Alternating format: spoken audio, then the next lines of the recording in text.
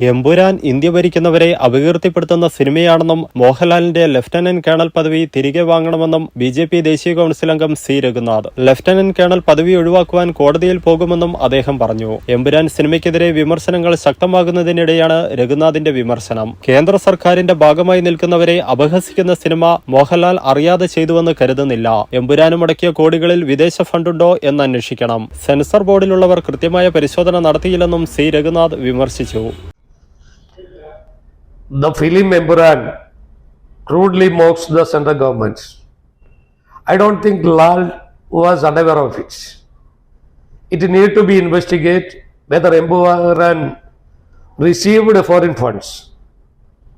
So, in these circumstances, I request the central government to revoke Lieutenant Colonel rank.